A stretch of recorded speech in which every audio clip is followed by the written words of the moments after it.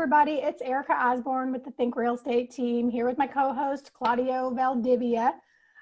We are here today with our Investor Deep Dive series with local investor here in Hampton Roads, Shannon Kiefhaber. Thanks for coming, Shannon. You're welcome. All the way from self-quarantining in Florida, in the nice, warm, sunny state. All right, Shannon, we're just going to roll on in. So let's hear a little bit about you and where your journey started, or like your literal journey, like as a baby. Yeah. Got it. So I'm actually, like, you're right. I'm self-quarantining back in my home state. I was born and raised in South Florida in a little town called Stewart. And it's beautiful town on the East Coast, and I grew up here and then went to college at Georgia Tech in Atlanta, and that is where I met my husband Andy, who is in the Navy, and so we were quickly relocated to his first duty station, which was Virginia Beach. So that's how we got to Virginia Beach. All right, and how long have you been up here? So we moved to Virginia Beach in 2010. All right. Oh gosh, yeah. How has he remained on his first duty station for this long? Oh no, our journey has taken us other places. Okay, yes. Yeah, we were in Virginia Beach for several years, and then I went out to California for a couple years, and then we're very happy and thankful to get back to Virginia Beach, where we now call home. Do you think Virginia Beach is like an ending spot for you guys? Like this is where you see kind of forever home? Yeah, I mean, we absolutely love it. It's been fantastic for both of our careers, and we've made a lot of great friends. So no change in the foreseeable future for us. All right, for you. So go ahead, Claudia. I was just going to say, take that, California. Virginia Beach is better than beautiful state on the East Coast. Oh yeah. Hey, some people are East Coast versus West Coast. Yeah. We were in the Central Valley in California, though, not like San Diego. So it was easy to come back. All right. So Georgia Tech, what did you study when you were there? Yeah. So I'm a civil engineer. Got my undergrad degree in civil engineering and a master's in city and regional planning. And when we moved to Virginia Beach, I just graduated with my master's, and we had just gotten married, and like I said, we relocated because of Andy's job, and I hopped on, monster.com and LinkedIn and all those places, and landed a job at a natural gas utility company, and it's been a fabulous ride and career since then. I was, basically a, entry-level natural gas engineer, carried my career through moving out to California, and then worked on large transmission pipelines as a natural gas engineer there. And then now I'm back in Virginia Beach with my same original company, and I'm a project manager for large infrastructure projects, upwards of $300 million, it could be. So it's been, I love my career, but it's been awesome to kind of see how my background in civil engineering and city planning has also helped fuel my real estate investing journey as well. Yeah, I think an engineering degree and the many different facets of engineering, I think it comes with a certain brain style maybe, or, Yep. the detail, the analytical side that's a really natural fit in the real estate world. All right, so tell us a little bit about your transition then into when real estate kind of became an idea in your head of something you wanted to pursue. Sure. So, I grew up in a very, in a real estate minded family. So both my parents were entrepreneurs, and, my dad started, from as young as I can remember, going to single family homes with him, properties that he owned. And so they started, small, with owning small single family homes, and then eventually grew that to my dad building warehouses for bread companies, Marita Bread Company, and another one called Bimbo, I think it was. And so those were commercial warehouse properties. And I have stories and pictures of me going with him, and my handprints in the, in the concrete of those buildings. Oh, Shannon, we lost you. Claudia, did you got her? Nope. She's frozen. I grew up in a family. There you go. Shannon, You're back. You froze for just a second. We ended on handprints. Okay. Yeah. Continue. So real estate was in my background. And so I was always going with my dad to his properties. And so, I kind of grew up in that world, but, it wasn't my career path, and I wasn't, an investor for a while after college. But, I grew up in a very real estate minded family. So it's always been around me. Shannon, how large was the family business? Yeah. So my dad, owns and manages, probably over 30 plus commercial properties, and, a mix of warehouse, industrial, commercial, and single family. That's awesome. I think we've interviewed quite a couple of individuals that were, they were chasing real estate as an escape from their 9-to-5 grind. But it sounds like you and your husband, Andy, are pretty content with the positions that you have on your 9-to-5. You have the background in real estate from your parents, your upbringing, but what was your why into jumping into real estate? Like most people are running away and utilizing real estate to create a world that they want to live in. You guys, it sounds like you're firing on all cylinders in your professional lives, and real estate is just an addition to that.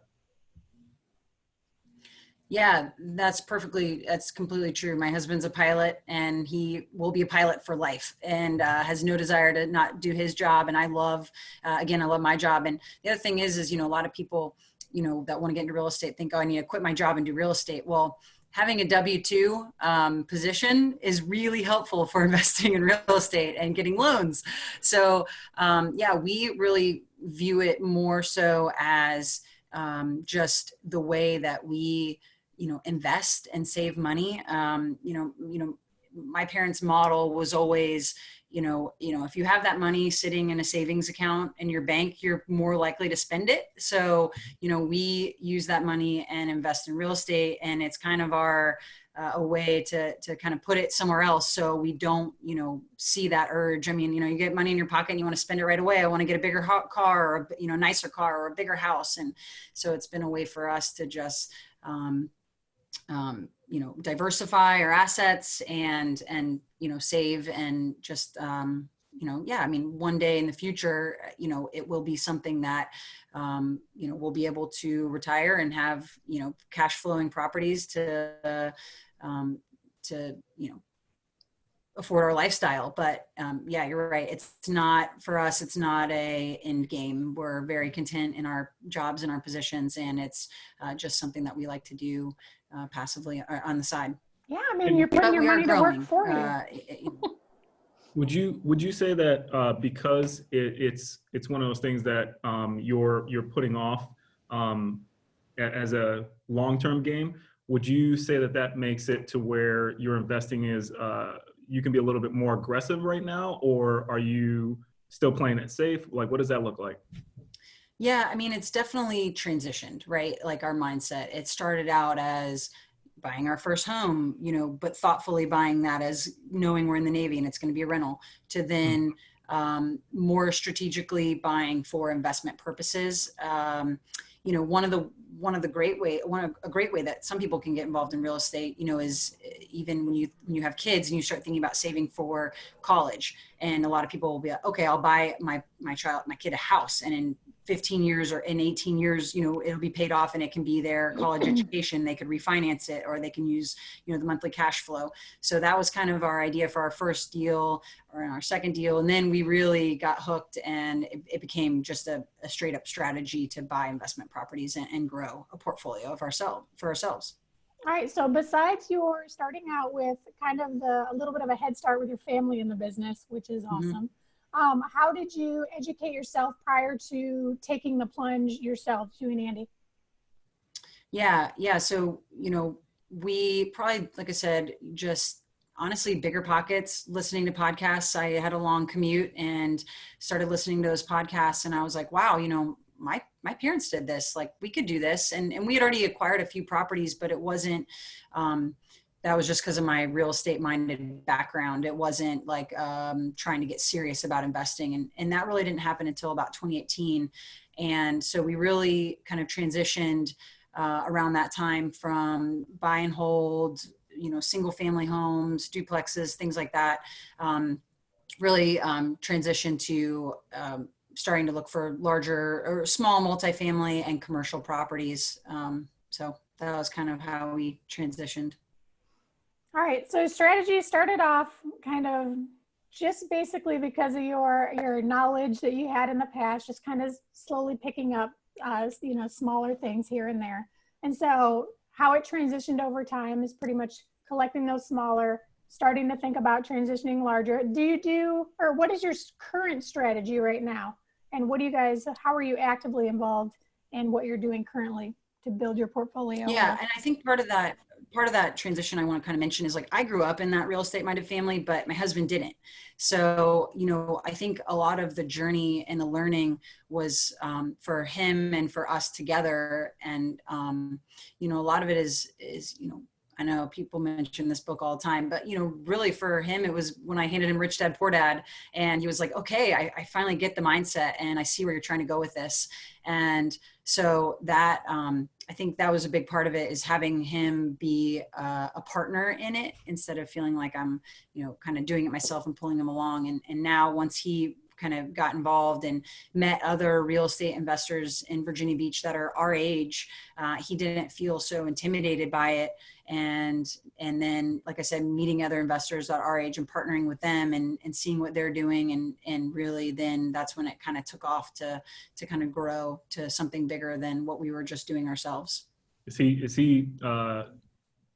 taken the trailblazer lead? Because just knowing, like, my wife does this to me all the time, right? Like she'll come up with an idea, but she'll frame it in a way that it's my idea. I'm like, oh yeah, that's great. Let's go. Let me run with that. It sounds kind of like that's what happened here. Is he kind of taking the lead on these things, or is it pretty much broken down? Here are your strengths. Here are my strengths. Let's go at this thing together. Yeah.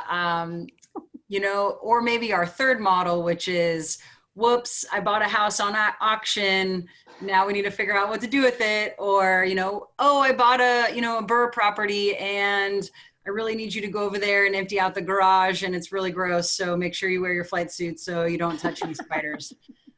I like that accidental purchase. When I came home, I bought, some people, I came home, I got ice cream. Don't be mad. I came home, I bought a house. Don't be mad. That's happened a few times on deployment. Whoops, I bought a house. Welcome home, honey. Please don't get mad. Yeah. Hey, are all of your investment properties here, or are they kind of scattered? No, yeah. Virginia Beach, Norfolk and Virginia, and then Florida. Yeah, so we have a few in South Florida as well. Okay. All right. So we want to talk about the coveted first deal. The first deal for you and Andy. What does it look like? Can you kind of run us through that? How you found it, how you funded it, how it happened, and what the outcome, where it sits now? Yeah, sure. So, I think, a lot of people's first deals, is their home. But for me, so we did buy, that was, I guess, technically our first deal, but my first deal that was intended to be an investment was here in my hometown of Stuart, Florida. And, I found it on Zillow. I'd set up I've got automatic searches all over the country. And we were living in California and Andy was deployed. And so my husband was deployed, and I saw this house come up on a street that I've driven down a million times, and it was coming up for auction. And so I knew the location. I knew I loved the location. I knew I've always wanted to live there. So I signed up for the auction, and I was out on a job site at work one day when it was the auction time. And I'm surprised I even had internet connection because it was in the middle of nowhere. And I was just like bidding on this auction for this house. And it was kind of just like eBay. And, when I saw the house, I had asked my dad to drive over there, and he like hopped on the roof and looked in all the windows, and he was like, yeah, I think we can make this work. I think you should go after it. And so, if you've ever been on an auction, like nothing happens. And in the last like 5 minutes, there's a ton of people that bid. And, it was like very exhilarating, and So fun. it ends. So fun. And I was the high bidder, but it says like, oh, you didn't meet the reserves. So I was like, oh, wow, that was such a disappointment. Like I was the high bidder, but that's it. So the next day though, the bank called me and they're like, we accepted your offer. So, the house is yours. You owe us cash for the entire purchase. And I was like, oh God, I won. Those auction sites are a blast. Yeah. They're hard not to get. How were you with, it's hard not to get your ego involved in an auction site. So how were you at staying cool? Did you have like a number? How did you go into it? What strategy? Mm-hmm. Yeah. So I totally agree. You have to have done your numbers and say like, I'm not going to pay more than this amount. And I paid $5,000 more than I said I wasn't going to pay. So to win. But I was really confident in, like I said, I think the benefit there was, know your location. So, buy what you know and where And so I was very confident in it, and it didn't need it, so anyway, we got the house. It was, it had been vacant, I think, for like 5 years. So there was a lot of problems. And, so it's a gamble, and it always can be. I was lucky that, my dad lived here. And so he was able to help out with a lot of the things that needed to be done to get it rent ready, since we lived across the country. So, that definitely was a huge help for us. But it was, we got it rented, and honestly, the houses on the street sell for a minimum of $200,000 more than the house we paid for. So, while it's not a great, monthly cash flow, the appreciation of buying it a foreclosure in 2014, is a tremendous upside that one day we'll, take advantage of. Now, Shannon, usually people don't, for their first investment, usually people shy away from the auction. It usually takes a very experienced investor to go out there and do either the auction online like you did, or even at the courtroom steps, because of the fact that, you're purchasing the property usually sight unseen. Mm-hmm. You had the confidence to go ahead and make that purchase because Dad had put eyes on the property, and you were going in there eyes wide open. But would you recommend that for a first-time investor? Would you have done that if you hadn't had the background that you did and the resources? Yeah, so probably not. I think, there's definitely risk there, and so you have to know your level of risk that you can take on. And, but I think, I don't think it's unattainable. I think if you find, resources, like a very investor-minded real estate agent that, has done several rehabs, I think you could easily do the same thing with similar confidence. I think it's just making sure that, you find someone that knows some of the things that maybe you don't know and can help fill in those gaps. But yeah, I probably wouldn't suggest that tactic as for your first deal. I think it sounds like a blast. I mean, yeah. main important pieces there: boots on the ground, yeah, and know your market. Like yep. 2 things to where that could be a strategy that you use on your first one. If you have boots on the ground there that you're comfortable yep. with, and if you know your market. I mean, those are 2 solid things that gave you the confidence to just bid until you won that puppy. So what an exciting way to get your first deal. That's awesome. All right. So you still own it. So it's not a major cash flowing beast, but it's a definite appreciation move for you guys for down the road. Absolutely. Awesome. All right. So, I mean, I guess we go into there. I want to know about your worst deal. Like there's got to be something that, something where you're like, I would have done that differently, or it just didn't turn out how you thought. So I'd love to hear a little bit about, in your mind, your worst deal. Yeah. So if you don't mind, I would like to reframe it a little bit. Worst experience. Of course.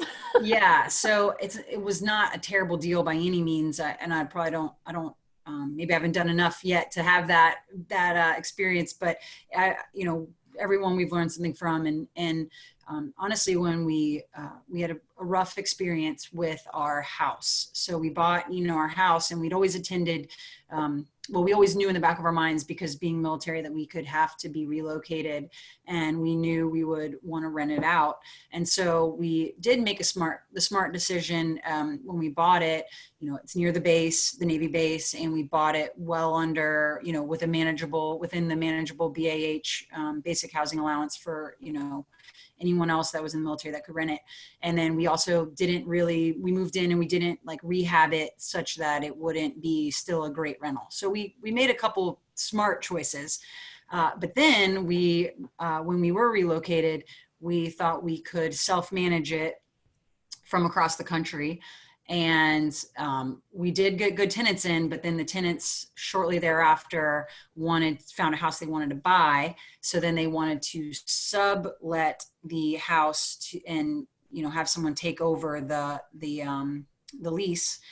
And so they found someone, and so we ended up with a tenant that we had never met, and we didn't have a property manager, so we didn't have really. I wasn't aware of all the tools at the time that you can use now that I know about to vet tenants. And we ended up in a very, very unfortunate situation where, a month after the new tenant moved in, we were having rent collection issues. And we ended up having to just about go almost all the way through an eviction process, and lost, probably about $6,000 or, at least 4 months rent. And it was a very difficult, very emotional. And I think part of that is because we were very emotionally involved, because it's our house that we love and we wanted to move back into, and, definitely very concerned about him trashing it. It was very awkward, because for someone to move out, they need to find somewhere else to live. And a lot of times wherever they're moving, they want your previous landlord they want to reach out to your previous landlord and have them, give their recommendation. And so we could not lie. We just could not tell someone else how horrible this tenant was, and they weren't paying rent. And so, we were offering to pay his first month's rent somewhere else to get him out of the house. So it was really difficult. And, we learned, a lot of lessons learned, but it took a while to get over that one. Absolutely. Are you no longer self-managing any of your properties? Correct.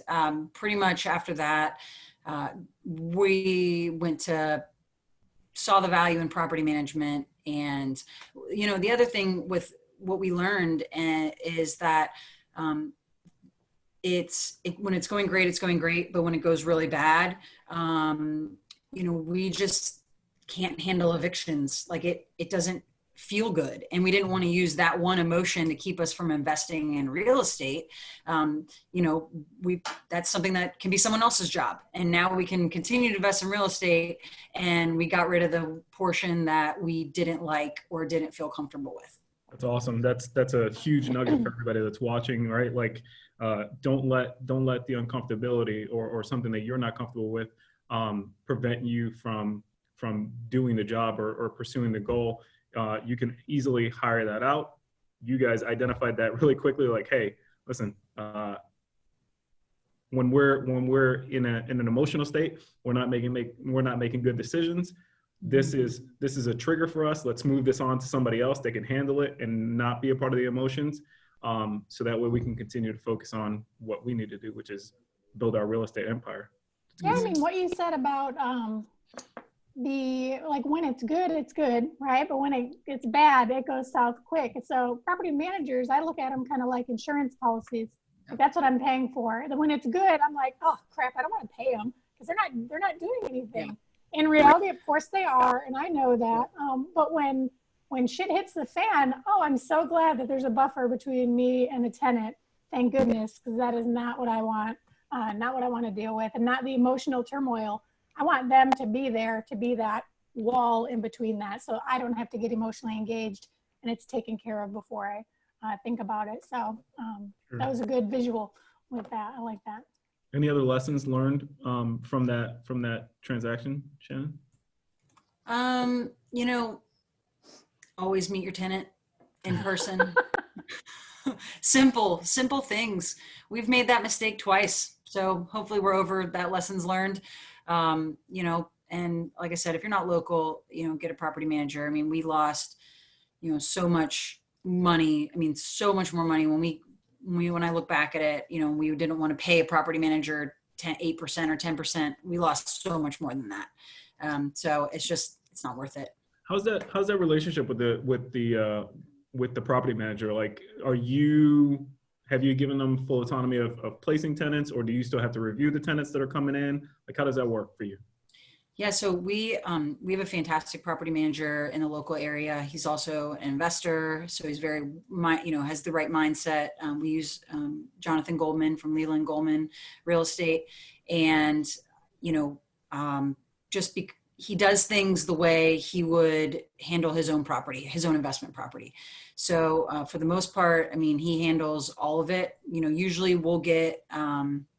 I have asked to be notified because we are local, and for the properties that are local, you know, we could go and handle some of the things ourselves. You know, my husband's super handy. So, you know, a lot of times, you know, if he's around, he'll go handle whatever the issue is. But it's great because if we're on vacation or somewhere else, we just tell Jonathan to handle it, and his company handles it. So, you know, they have a lot of autonomy, and I'm happy with it being that way. That's very cool. I've heard of a lot of individuals that are like handy with things, setting up the relationship that way. So it's like, if it's a small repair that it doesn't have to cost me any money, I'll go ahead and take care of it. You're the screen. In that situation, the property manager becomes the person that's screening the call, and then the owner gets involved. They'll go ahead and make the repair, and it's all taken care of. Or if they're not available, they just hire it right out, and it helps with keeping the cost down of running your business. Yeah, and absolutely. Like, and you know, you're in a business where, you know, the tenant, you know, a lot of times, you know, it's not fair to them if they're waiting on us to, you know, replace a dishwasher or, you know, something like that. Like if we're busy and we know it's going to take a few days, well, that's not good customer service. You know, I mean, you know, they depend on, you know, they want a functioning home and they want everything to work. And so a lot of times, sometimes, you know, it's just a lot quicker for the property manager to handle it. And, you know, I think that there's a balance there. And I think to give good customer service to your tenants, sometimes, you know, I don't want them to have to wait on my schedule. So, you know, I think there's a good balance there. Hey, why don't you tell us about your favorite deal? Sure. So, you know, as I mentioned, you know, starting to transition from single family to commercial. So we did our first commercial deal back in 2018. And so I think that was my favorite deal just because it's starting to get into a new space that I want to get into. And so again, you know, real estate is relationships. And that is how we found this deal. It was through a family relationship in town in Florida, and someone that that we knew wanted to buy a business, and they wanted to buy the business, but the business also came with a building that they were doing the manufacturing in, and so the deal became available to buy this property because they just didn't want to own the real estate. They wanted to buy the business. So we were able to buy a commercial building with an operating business, you know, paying rent from day one. And I think the reason why it's my favorite is because those are kind of the path forward and the relationship I want to cultivate, because, you know, my hope is, you know, their business right now is really successful and it's growing, and, you know, they know that I want to grow. So the hope is, you know, as their business grows and maybe they need a bigger space or a bigger unit, that, you know, we want to be there to grow with them, and we'll go out and find, you know, exactly what meets their needs, you know, or if we can't find it, we'll build it. And that way we can grow the relationship and help grow their business and grow with them. That's good stuff. Hey, what kind of commercial building is it? Is it like a retail location where like a strip mall type deal, or is it one of those like high rises where you have office buildings, or the offices in the building? Yeah, so it's actually really interesting. It's called contractor showcase, but it's a bunch of units, single story units that all have usually like they have some store frontage and then also like kind of like a rolling garage so they can have a little bit of a warehouse side to it. And it's a bunch of units, I don't know, maybe 20 of them. So it's under HOA. So it's perfect for us because we're not local. So, you know, I'm not responsible for, you know, the roof. And, you know, it's just some of those major components, exterior features and parking lot. You know, we're not responsible for what the HOA is. So it really fit our needs, our investing needs at this time, that we can be a little bit less involved with having to deal with those things. There's someone there to take care of it. So it was a really unique and good fit for us. That's pretty interesting. That's the first time I've heard of like an HOA associated with a It's like a commercial condo. Yeah, it's exactly what it is. That's pretty cool. Usually like they'll throw out a triple net lease where the tenants are responsible for all the maintenance and the upkeep of their actual property, but an HOA makes even more sense. That completely takes everything out of the equation. Yep. Like, just pay this.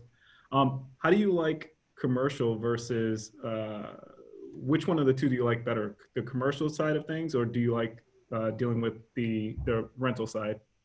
Yeah, we're moving in the direction of commercial. You know, we want to you know, get into larger multifamily and commercial, and you know, but I think that you have to start somewhere, and single family is a great place to start, buying your first house, and then, you know, growing your comfort level and your risk tolerance as you learn more.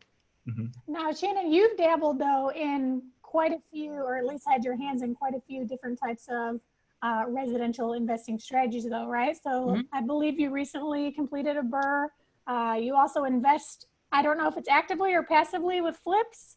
Yeah. And then you have buy and hold, right? So out of those, can you tell us a little bit about your experience with each of those strategies?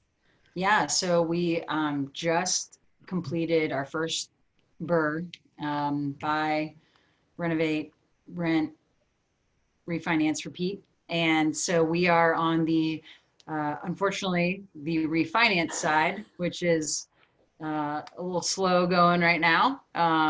But that was really fun because you know, my husband was really involved in it, did some of the work. And, you know, I just think it's an awesome strategy to just kind of rinse and repeat the same capital. And we were able to fund that through a HELOC on our house. So I think just by doing all these different things, you learn so much, like, you know, having to go through a HELOC process and having to go through a refinance process that I will hopefully get to go through very soon. You know, the house got rented right away, even amid COVID pandemic. So, you know, we're still in a very good position. But like you said, yeah, I mean, we also started investing with fix and flippers, and also just recently started a kind of a new business actually that I'll eventually, maybe I can eventually talk about a little bit here at the end, which is, you know, hopefully going to start investing in some larger multifamily properties. Awesome. Hey, did you, for that BRRRR, did you use the HELOC for the purchase and the rehab, or just the rehab? We froze for a second. Oh, you're back. Did you use your home equity line of credit to purchase the property and rehab it, or was it just for the rehab? We used the HELOC to purchase the property and fund part of the rehab. The rest of the rehab was just our own capital. Okay. All right, Shannon, how do you find your deals?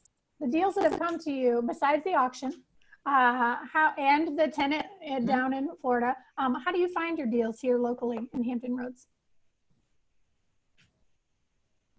Yeah, everything else was really, you know, the MLS, Zillow, Redfin, and then like a few wholesale relationships, but also just through my relationship with Leland Goldman Real Estate. They, you know, are also sending me deals. So yeah, I mean, I think a lot of it is just, you know, getting into the community and building a network. Hey, can you deep dive into how you're analyzing these deals? Because as investors that work with, or as real estate agents that work with investors, the MLS, like that's the last place that most people are looking. But you're saying you're buying deals right off of there. How do the numbers work? Yeah. So I mean, yeah, it is. It's hard to find them. But I think if you've analyzed a lot of deals and you know exactly what you're looking for, and as soon as something goes on the market and you make the first offer, I mean, that's where I've been successful several times. And that's really, I can't remember where I found my original deal analyzer. I know one of them, I'm sure, was probably from Bigger Pockets. You can type it in the search.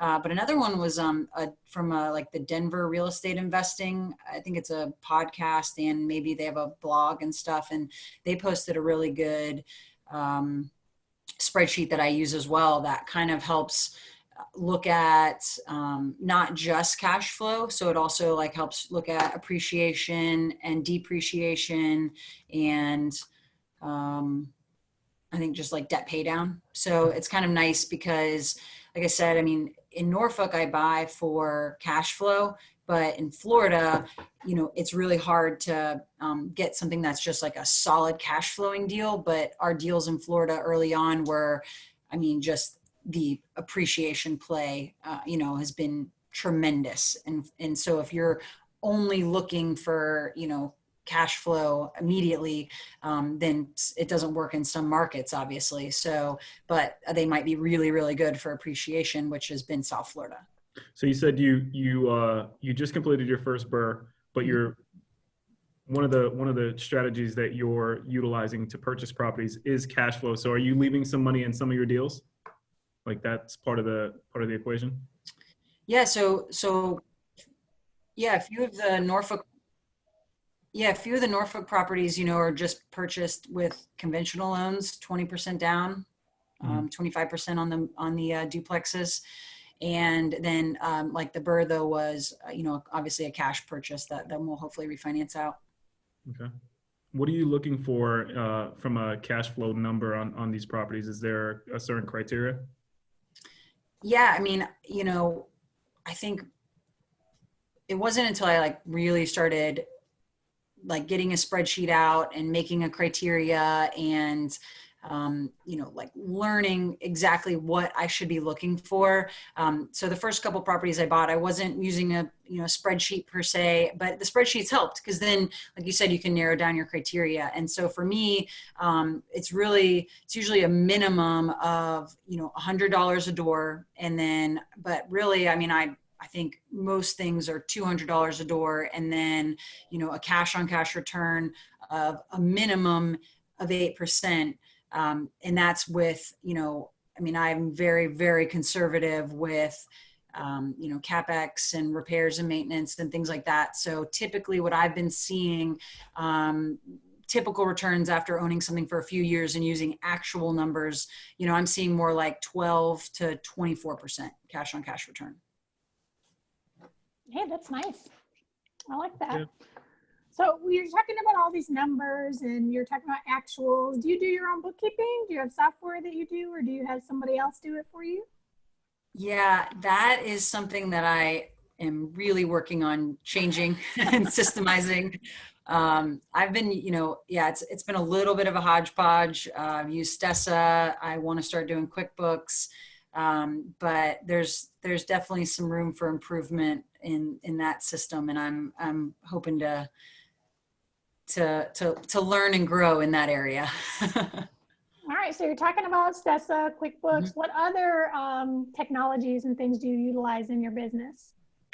Yeah, I mean, honestly, that's the bulk of it. I mean, really for the properties that are under property management, you know, that, you know, I get a cash flow there.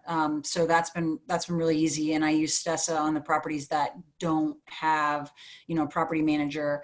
But I mean, I think the biggest thing for us is, you know, treating it like a business, opening a separate business accounts. Everything goes on. Everything goes through the business account, checking account, so that you can keep track of all of your expenses and expenditures in one place, so that it doesn't become a mess to sort through at the end of the year. It certainly can become a mess pretty fast. Yeah. So, all right, you alluded to your investing future Yeah. and what is, what's on the horizon for you. And Andy, can you talk to us a little bit about where you guys are headed and where your investing is headed? Yeah. So really, we have, so we're basically managing partners of a new company that we've just recently kicked off, and it's called 25/8 Capital. And it's pretty much a collaboration for Hampton Roads investors with like-minded goals. And we've invested together, we've grown together. We are kind of taking our shared experiences from basically large volume fix and flip and some small multifamily value add properties that we've done together. As you noted earlier, I've invested with them, and we've invested together, and we've basically just kind of built our own dedicated crews, dedicated systems in place. And we're really looking to kind of pivot and reposition from what we've been doing and reposition into the multifamily and commercial space.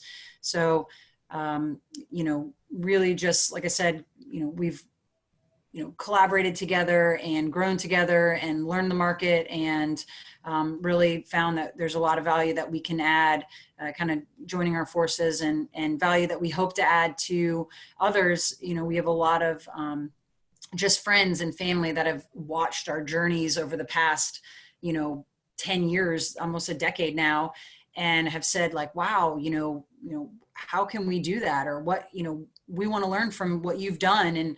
And so, it's really our hope to kind of say like, listen, like we did it the hard way. We, had to learn and grow over 10 years, and hopefully we will be able to educate others and help others learn how to invest. And the hope would be to kind of grow that into larger multifamily properties. Are you guys looking for like partnerships, or are you looking to syndicate? How exactly, which strategy, if not both, are you looking to move forward in the multifamily space with? Yeah, so I mean, the long-term goal would be to start getting into apartment syndications. So, in the short term, really doing a few more of our own deals, and maybe with some just small partnerships locally. But we're really able to, like I said, with the capital and the relationships and the crews that we have built up from previous experiences and the fixing and flipping, we can tackle some things, first on our own, but then again, hopefully starting to branch out and do apartment syndication at a much larger scale. All right, look out for, is it 258 Capital? Is that right? Yeah, 25/8 Capital. 25/8. Where did that name come from? So, we're busy working 24 hours a day, 7 days a week, and we want our money to work even harder for us. Hey, that's really good. That's clever. I like that. Yeah. I like that for sure. All right. So I don't even have to say hypothetically, which is what I have on my list here, but you're partnering on a deal. What strength do you bring to that partnership? Yeah, I think a lot of it is just, knowledge, experience, but I think with knowledge and experience comes, a level of, risk tolerance. And I just feel like where I am now, I'm not scared to think big, and I'm past kind of we've grown past that stage where, you're, analyzing to, what is it? Paralysis, or, where you analyze. Analysis paralysis. Yeah, that's it. Yeah. So, I mean, I think we're just at a place now where, taking very actionable steps is, very comfortable, and kind of helping to, build out, bring capital to the game, bring capital to the partnership, and bring just, knowledge and experience of, not being fearful, and being ready to tackle something much larger. Awesome. All I right. got the So money, I got the go ahead. confidence, I got the cruise. Let's roll. Yeah, that's why I say look out for 25/8, 24/7, 25/8 Yep. capital here in Hampton Roads. All right, so if you could, you have this portfolio, if you could do anything differently and where you're at right now, what would it be? Yeah, I think kind of what you alluded to in the beginning was just my mindset of, engineer and project manager. I wish I'd taken a little bit more of that, mindset into investing in the beginning. I kind of did it haphazardly in the beginning. And I think with anything you do in life, you have to set a roadmap. And I think if people just did that sooner in life, I mean, when you graduate college or after you've had your first job for a year or something, people always say, oh, create a budget, but what are you budgeting for? And if you don't know what that is, then your budget is almost worthless, because I think you almost need to really define the big picture and then define what your end of your roadmap is. And then you can create the processes along the way and track your actions. And so I wish, I've been maybe a little bit more deliberate about the end game in the beginning, because, it all fits together. And if you aren't looking at everything you're doing holistically, then, you're not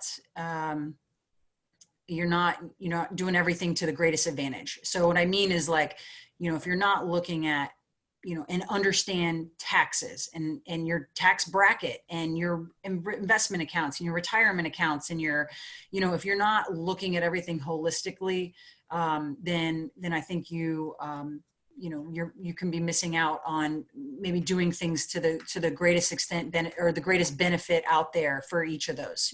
Does that make sense? That's so good, Shannon. And what's funny is, like, your engineering background kind of went out there, was like, hey, like, we're going to put this thing out here and reverse engineer it and back into this thing. But you can't start just building a building or putting together a project without knowing where we're heading. That was so good. So many tweetable is in that conversation. Tweet? Like Twitter? Tweetable. Claudio, do you have a Twitter? I have a Twitter. I haven't used it in a bunch of years, but. Shannon, do you have a Twitter? No, I'm not on Twitter.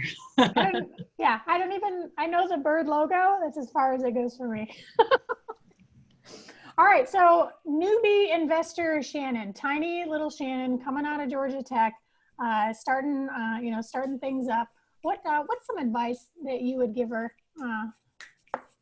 to kind of push her along into her little journey? Just some good life advice. Oh, sorry, the internet went out there for a second. Oh no, that's fine. Newbie investor Shannon, just before you started, what's some advice that you would give your newer self besides your beautiful plan, the plan of attack? Any sort of life advice that you would give yourself? Yeah, I think I think I've said this. I've thought about this before, and it's really, everyone has some sort of competitive advantage. And I think kind of finding out what that is and exploiting it. And, for us, starting out was, Andy being in the military and having the access to the VA loan. And I think if we had understood the power of that, we probably would have done things a little differently in the beginning and really exploited that.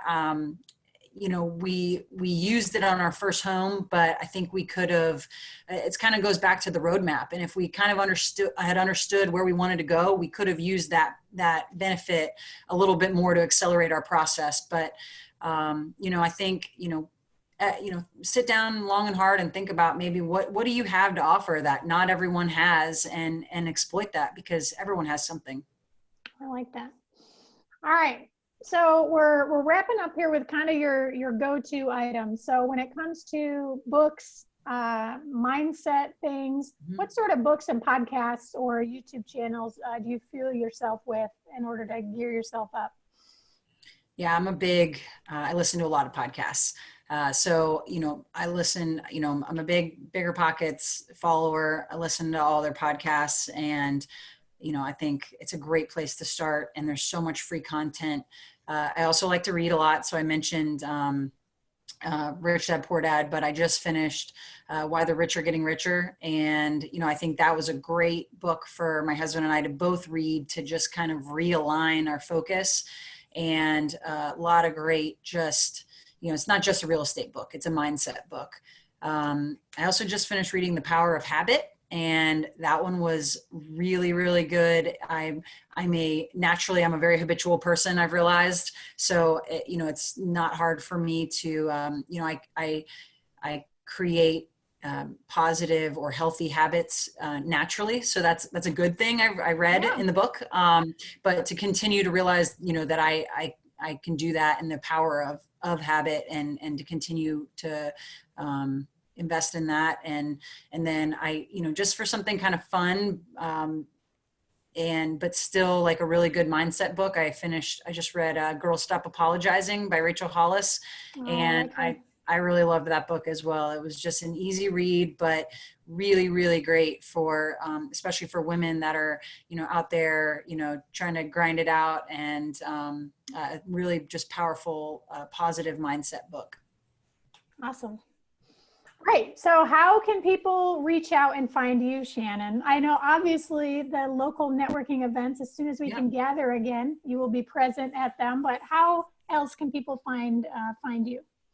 Yeah, so we have just completed a website for 25/8 Capital, and so that's spelled out 25/8 Capital. So hopefully in the very near term, people can find us and learn more about us on that, and we'll be able to send us an email. And until then, just feel free to reach out to me on Facebook or Instagram. And again, like you said, I mean, just building those relationships in the community.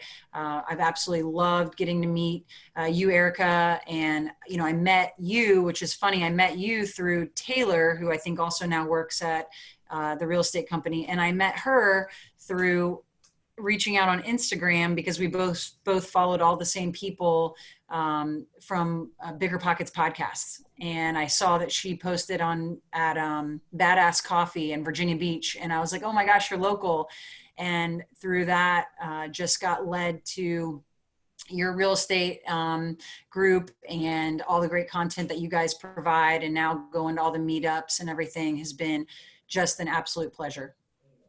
Well, we look forward to seeing you more around Hampton Roads. And Claudia, I'm going to let you wrap this up. Shannon, thank you so much for being here with us from Florida, and the rough self-isolation you have going on there. We look forward to having you back in Hampton Roads. But thanks for being with us. Claudia? Shannon, thank you very much. It was a pleasure talking with you today and getting to know about your story and all of the great things that you guys got going on in your business. Folks, thank you for watching today for the Investor Deep Dive series with Shannon.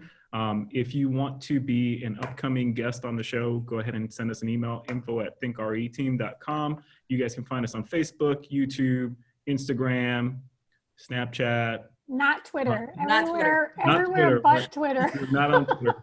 Thank you guys for watching. We hope you got a ton of value out of this interview series. If you want to be a part of the show, like I said, email us. If you have any questions for any of our guests, go ahead and shoot us an email, and we'll get you in contact with those folks. Thank you so much. Awesome. Have a good day. Thank you. All right.